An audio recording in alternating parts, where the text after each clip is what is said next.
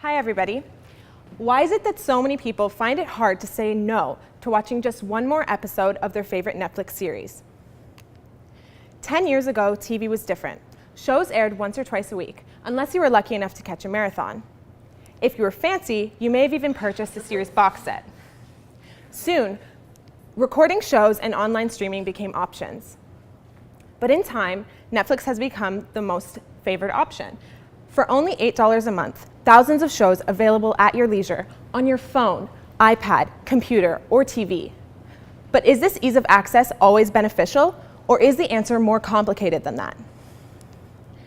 University is difficult, and for many students, Netflix study breaks is an important part of their day. When I take a Netflix study break, I imagine I might end up looking like this. But more often than not, I lack control and I end up binging for several hours on end, sometimes even into the late AM. When Netflix asks me, would you like to watch another episode? That is such an uncomfortable question to answer. I find it so difficult to say no. And apparently I'm not alone with my binge-watching tendencies, as binge-watching represents a radical shift for 21st century media consumption. And so, today, my question is, what psychological mechanism can account for this binge-watching behavior? So just to poll the room, how many people here have ever felt kind of uncomfortable or anxious after watching one of your favorite shows? Okay, lots of people. This is an example of withdrawal, which is caused by a physiological compensatory response that counteracts the effects that watching TV has on your body. And this is an example of classical conditioning. Now, to explain this a little bit further, with classical conditioning, an unconditional stimulus will unconditionally predict the presence of the unconditional response. The unconditional stimulus in our example is the act of watching Netflix and how it makes you feel. So, relaxed, happy, excited. The unconditional response is opposite to the unconditional stimulus to bring your body's levels back down to baseline. In classical conditioning, a conditional stimulus comes to reliably predict the unconditional stimulus by being paired in both temporal and spatial proximity to it until a contingency is formed. The conditional stimulus in our example is the environment in which you are watching Netflix. So this could be your bed, your comfy blanket, or the library in which you're taking a Netflix study break. A conditional stimulus will also predict a conditional response, which is exactly the same as the unconditional response. And this is conditional upon the formation of this contingency.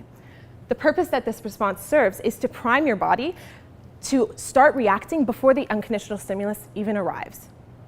Now, what happens when the TV show ends? The unconditional stimulus is no longer present, and neither is the unconditional response.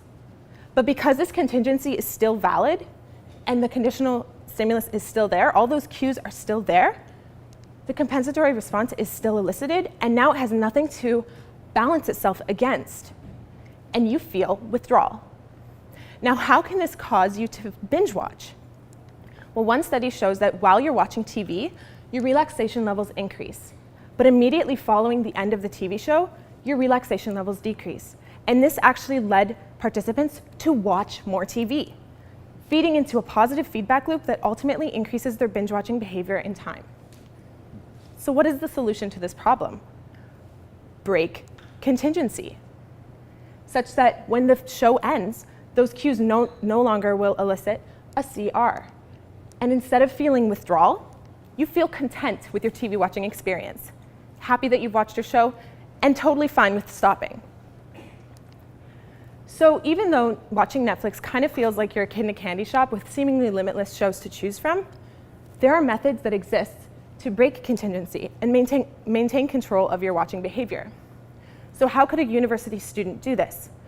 To break the spatial component of contingency formation, a university student could choose to study and thereby take their study breaks at varying libraries across McMaster campus.